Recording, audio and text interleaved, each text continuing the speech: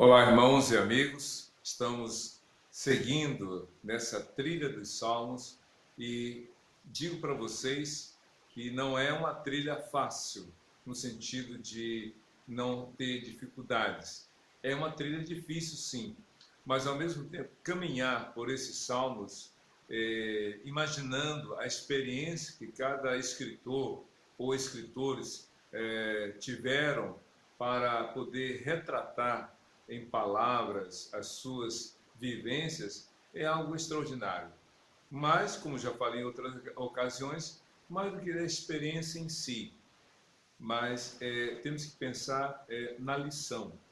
Quando a gente estuda os personagens bíblicos, alguns se tornam exemplos do que não deve ser feito, do que não deve ser dito, do que não deve ser praticado. Outros se tornam exemplos do que deve ser feito, do que deve ser dito, daquilo que deve ser imitado. A questão toda é o discernimento que a palavra de Deus nos dá pelo Espírito Santo. Agora, por outro lado, quando a gente lê os Salmos em particular, a gente observa que, como já falei antes, há alguns salmos que são extraordinários ao falar sobre as questões não só das experiências, mas das emoções que os servos de Deus tiveram quando passaram por determinadas situações. E ainda mais, é Deus falando ao seu, ao meu coração através dessas passagens bíblicas.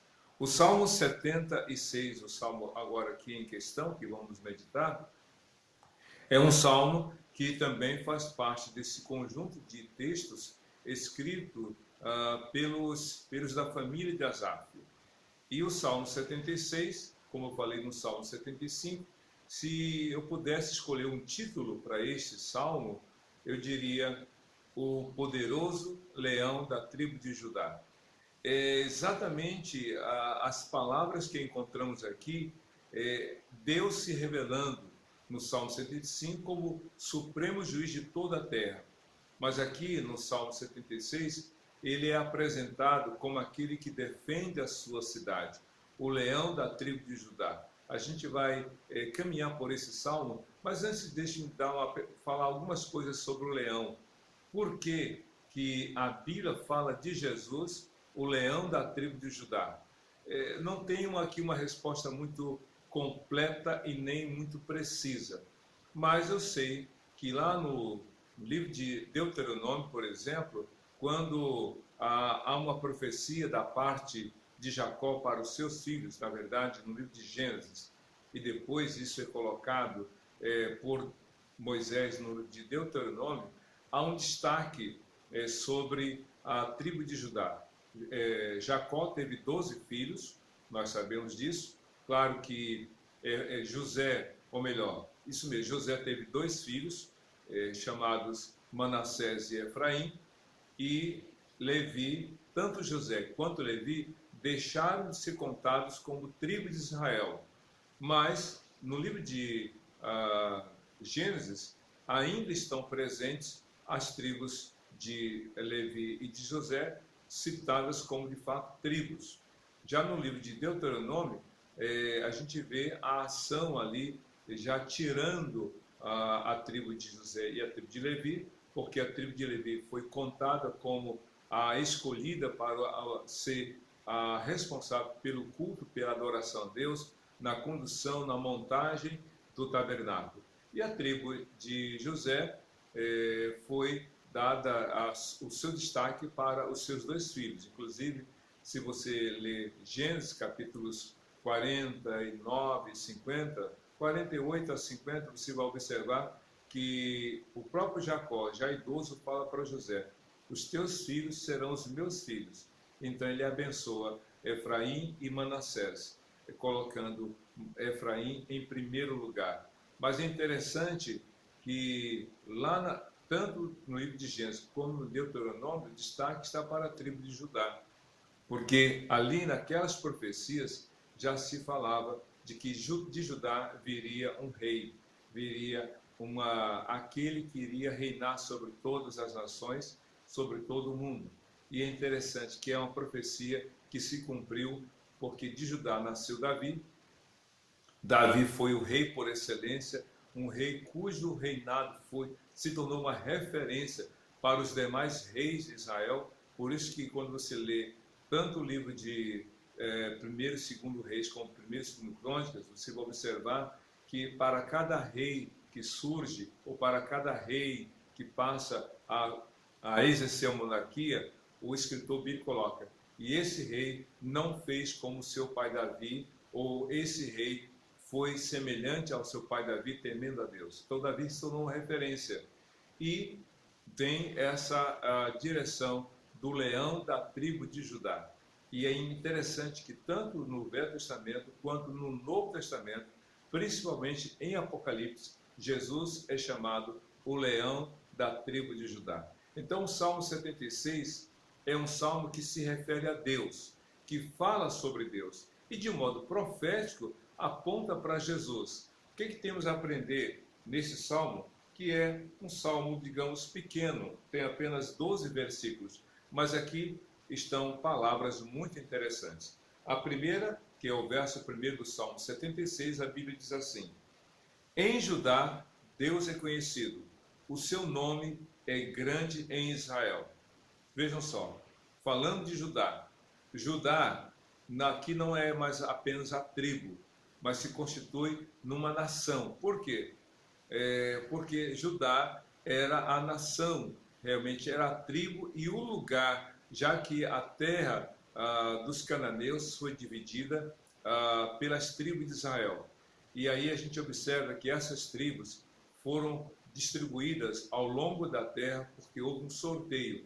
E se você olhar bem, o território de Judá foi um dos maiores separados, já que a tribo de Judá era uma grande tribo.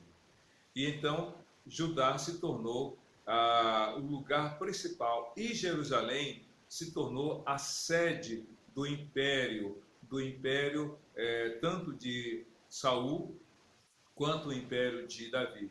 De Saul nem tanto, porque Saul reinou, mas ele não conseguiu dominar a terra dos jebuseus, chamada Jerusalém. Davi, quando reinou, conquistou, venceu e fez da cidade de Jerusalém a sua cidade. Daí a cidade de Jerusalém se chama também de Sião e também a cidade de Davi. Por quê? Foi uma conquista. E é interessante que Judá se tornou a sede do Império de Israel durante o Reino Unido. E quando isso tanto no reino de Davi quanto de Salomão.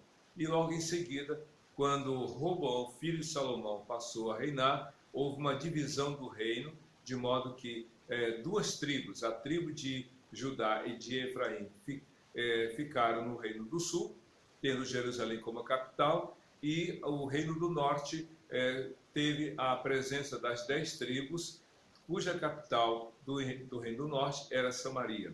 E isso perdurou até o fim do reino do norte, no ano 722 antes de Cristo. A terra dos samaritanos foi desfeita,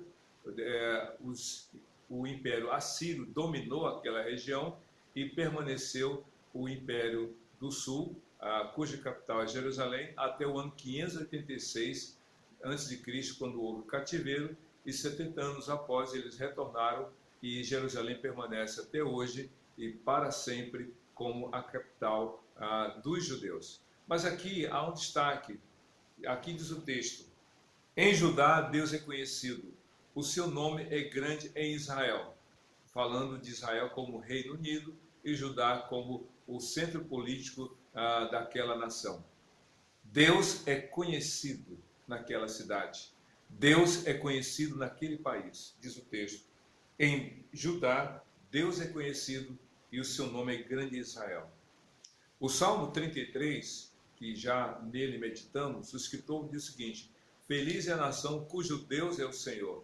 Essa nação aqui, se referindo à nação de Israel, mas isso repercute em todas as nações, porque nações não tem a ver com país, mas sim com etnia, com povo. Feliz é aquele povo cujo Deus é o Senhor. Nós, no Brasil, temos um governo que é republicano, nós temos uma forma de governo que é a democracia, e então nós não temos um governo, uma monarquia e nem o autoritarismo. Temos uma democracia e um governo republicano. Mas Deus quer reinar em cada coração. Deus quer reinar no seu, no meu, no nosso coração. Porque assim como a liderança que se submete a Deus, essa liderança coloca essa sua convicção e o seu benefício de fé, de prática para os seus liderados. Assim também quando um líder não teme a Deus, que se opõe a Deus, que rejeita a palavra de Deus, que se coloca contra Deus, naturalmente que ele exercerá uma grande influência sobre os seus liderados. Assim aconteceu com Israel. Quando o rei era temente a Deus, ele influenciava positivamente para que todos realmente se dobrassem diante do Senhor e adorassem o Senhor, obedecessem a palavra dele. Mas quando o rei era desobediente, que não temia a Deus, que praticava o mal, ele influenciava toda a liderança para a prática desse mal. Exemplo clássico disso está no rei Ezequias, que foi um rei segundo o coração de Deus e conduziu toda a nação a temer a Deus. Porém, seu filho Manassés fez exatamente o oposto e influenciou negativamente para que toda a nação se afastasse de Deus, sofrendo naturalmente as suas consequências. Diz o texto aqui no versículo 2 de Salmo 76. Sua tenda está em Salém, o lugar de sua habitação está em Sião. Salém é uma abreviatura, podemos assim dizer, de Jerusalém. Lembra de Melquisedeque, rei de Salém? Ainda Abraão não era proprietário e não foi proprietário de nenhum lugar onde ele pisou na terra de Israel, na época a terra dos cananeus. Ele andou como peregrino. E quando ele venceu a guerra contra os inimigos de Sodoma e Gomorra, libertando seu sobrinho Ló, a Bíblia diz que Melquisedeque, rei de Salém, foi até onde estava Abraão, e Abraão então deu a ele dízimo de tudo, reconhecendo que Melquisedeque era servo de Deus Altíssimo e que deveria ser entregue aquilo que de gratidão era para ser ofertado ao Senhor. Rei de Salém nesse caso, uma referência a Jerusalém.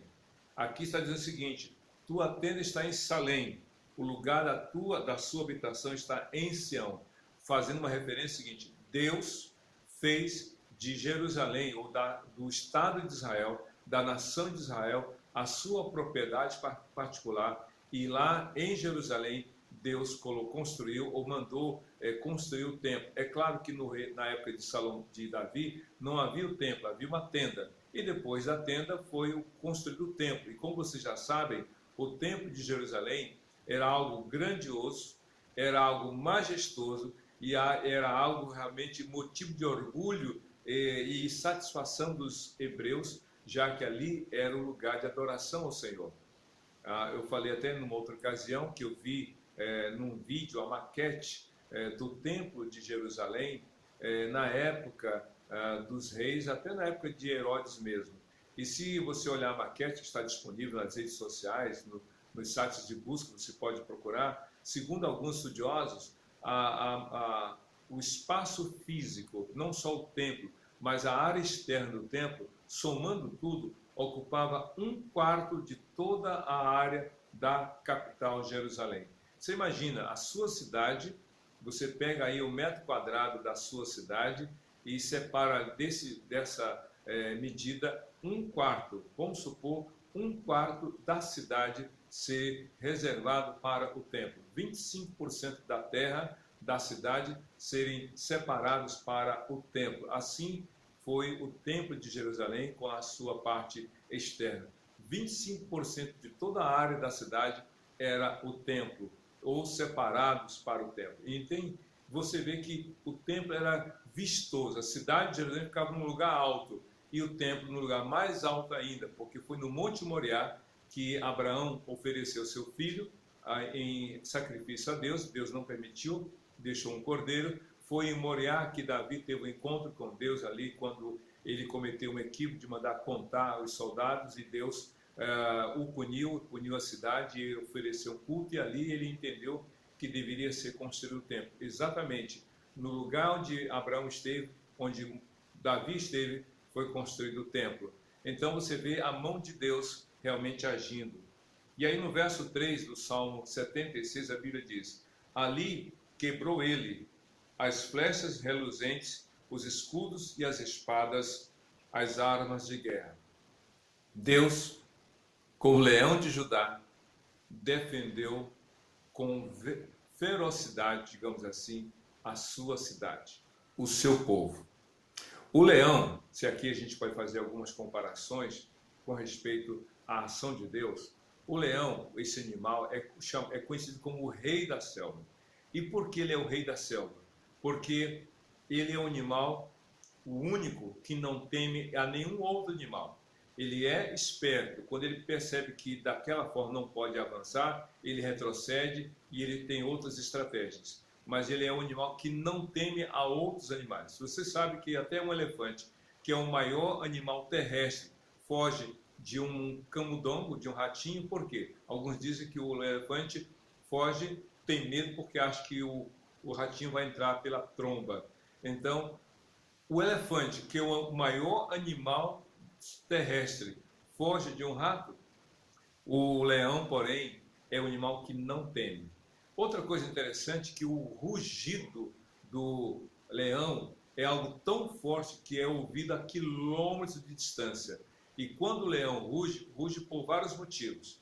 Primeiro, para dizer, marcar sua presença, eu estou aqui. E segundo, para mandar a mensagem, não se aproxime.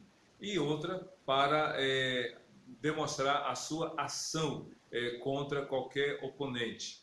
Então, Deus diz que ele zela pela sua cidade.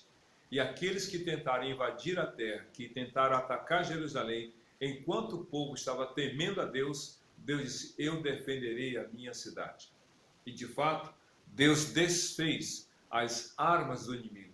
Deus desfez as armas daqueles que se levantavam contra o povo de Deus, contra os servos do Senhor. Então Deus defende, ele tornou inócua qualquer arma. Lembra do Salmo 46, no versículo 10? Deus fala o seguinte, através dos salmistas: aquietai-vos e sabei que eu sou Deus. Sou exaltado na terra, sou exaltado entre as nações. Parem de lutar, eu vou lutar por vocês, diz o Senhor, em outras palavras. Então Deus fez realmente inócua qualquer arma que se levantou ou que foi usada contra o povo de Deus. Diz aqui no versículo 4, resplendes de luz, és mais majestoso que os montes cheios de despojos. Deus é extraordinário, Deus é maravilhoso, ele resplandece mais, né? Ele é mais majestoso do que um monte cheio de despojos. Sabe o que é o despojo? Despojo é o que sobrou da guerra, é o que se conquistou da guerra. Numa guerra, os despojos tanto eram animais, como bens materiais, como também escravos. Eram os três tipos de despojos de guerra: animais, bens materiais, como armas, alimentos, e também escravos. E quando um homem ia para a guerra, ou um exército ia para a guerra, e vencia seus oponentes, seus adversários, chegava na cidade trazendo o despojo da guerra. E o despojo era animais, eram escravos e também bens materiais. Pois a palavra de Deus diz que o maior orgulho de Israel não era a conquista dos despojos, mas a certeza da presença de Deus que lhes garantia a vitória. Você tem certeza de que Jesus é o bem maior da sua vida, que é a riqueza da sua alma? Como diz lá no Salmo 4, tu me deste mais alegria do que aquele que tem a abundância de vinho e de azeite. Muito mais alegria eu tenho por ter o Senhor como meu pastor do que os bens materiais. É isso que a Bíblia está dizendo. E no verso 5 diz aqui no Salmo 76, os homens valorosos jazem saqueados, dormem o sono final, nenhum dos guerreiros foi capaz de erguer as mãos. Está falando o seguinte: Deus os venceu, Deus os derrotou, Deus os tornou derrotados. É isso que a Bíblia fala.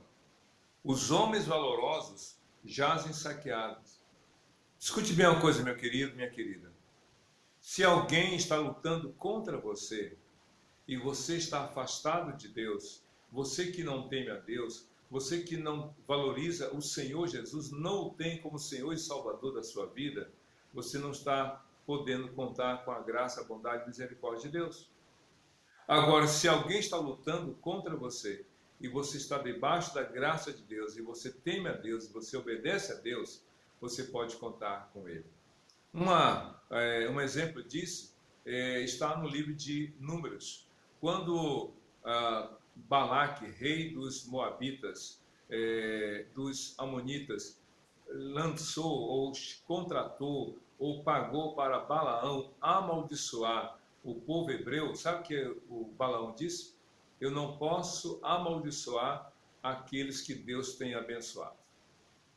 Então, se Deus tem abençoado você, e de fato Ele prometeu abençoar em Cristo Jesus, então nenhuma maldição vai cair sobre a sua vida. A Bíblia diz em Provérbios que uma andorinha que não encontra pouso, é de fato a maldição que não tem causa.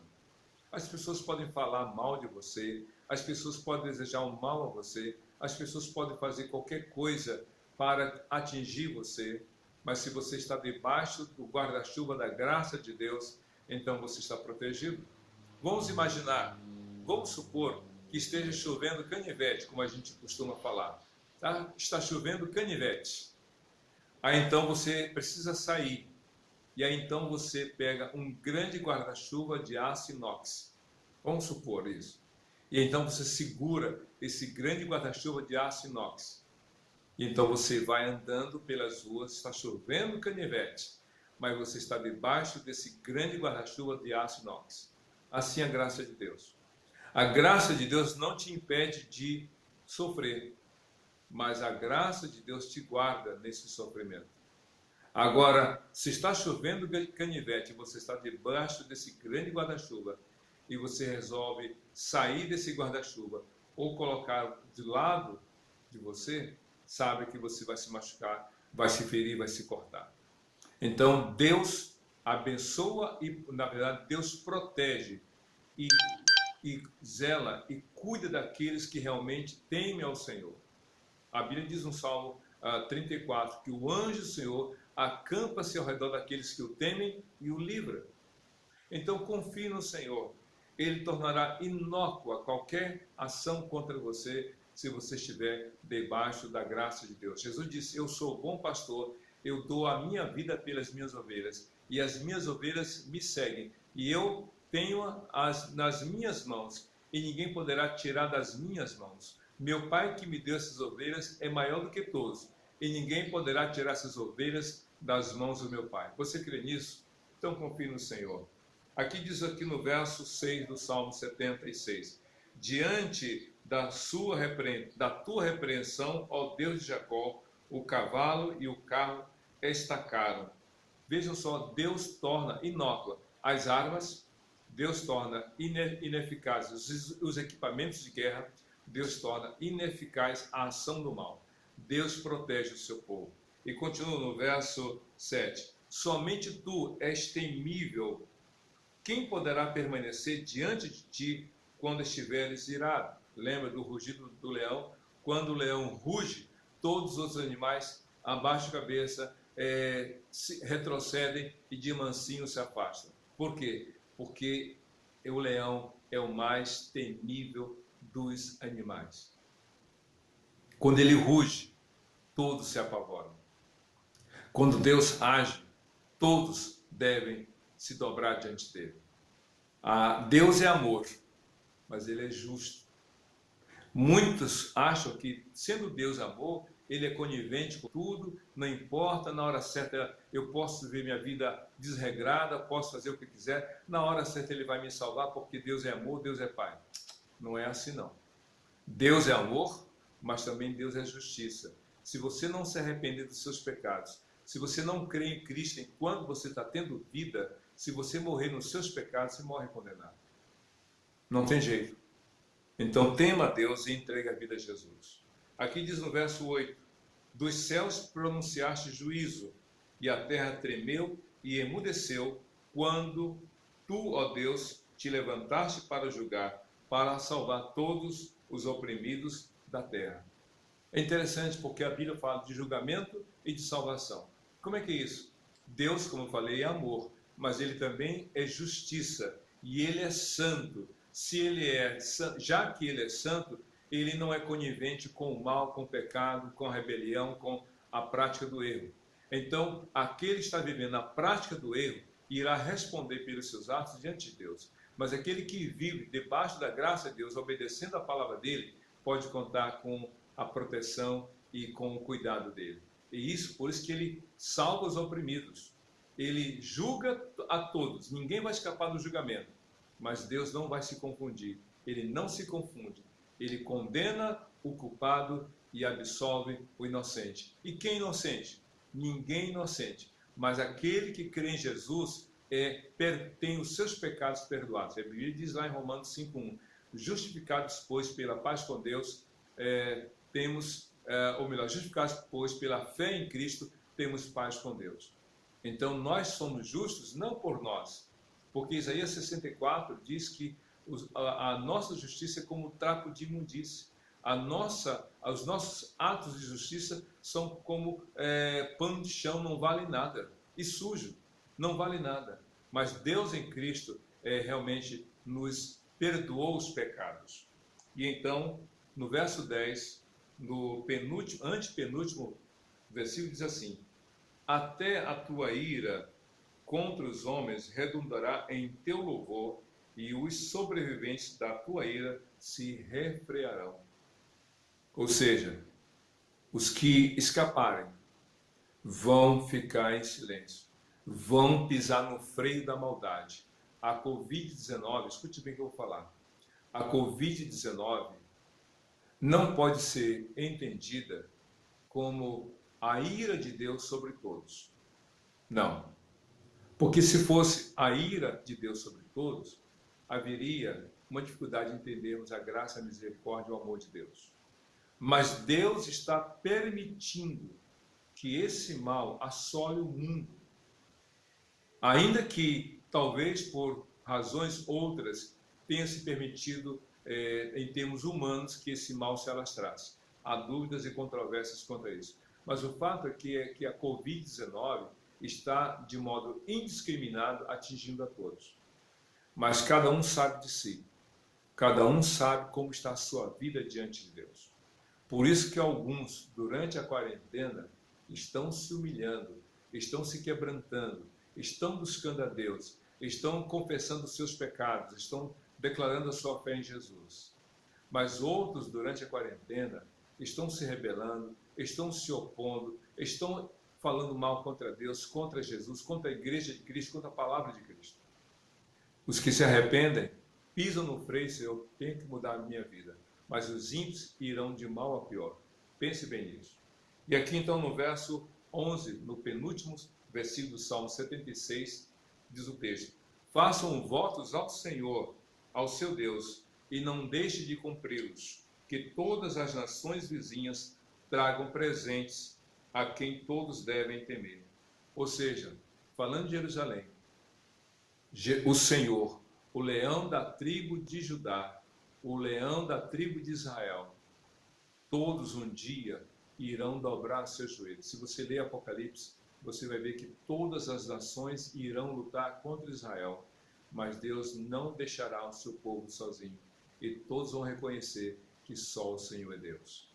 Que você declare a sua fé em Jesus. E aí termina o Salmo 76 dizendo o seguinte, no verso 12: ele tira o ânimo dos governantes e é temido pelos reis da terra. Começou em Jerusalém e tudo aponta para a cidade de Deus, para que todos reconheçam que só o Senhor é Deus.